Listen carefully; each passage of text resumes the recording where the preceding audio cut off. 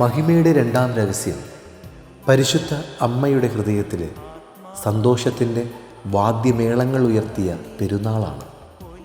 നസ്രത്ത് മുതൽ കാൽവരി വരെ കണ്ണുമാറാതെ നോക്കി വളർത്തിയ അതേ പുറം കണ്ണുകൊണ്ട് തന്നെ പുത്രൻ്റെ സ്വർഗാരോഹണം കൺകുളിർക്കെ നോക്കി നിന്നുകൊണ്ട് ത്രില്ലടിക്കുന്ന പരിശുദ്ധ മറിയം. മക്കളുടെ തകർച്ചകളിൽ മനം നൊന്ത് പ്രാർത്ഥിക്കുന്നതും അവരുടെ വിജയങ്ങളിൽ മനസ്സു നിറഞ്ഞ് സന്തോഷിക്കുന്നതും അമ്മമാരാണ്. പരിശുദ്ധ മറിയത്തെപ്പോലെ തകർച്ചയുടെ കാൽവരിയിൽ നിന്നും ഒരു ഉയർപ്പനുഭവം പ്രതീക്ഷിക്കുവാൻ നമുക്കാകണം. ഉയർപ്പിലൂടെ സ്വർഗത്തിലേക്കുള്ള വഴി തുറന്നു കിട്ടും. അപ്പോൾ അത് തലമുറകൾക്കുള്ള വിശ്വാസ ജീവിതത്തിൻ്റെ അടിസ്ഥാനമായി മാറും.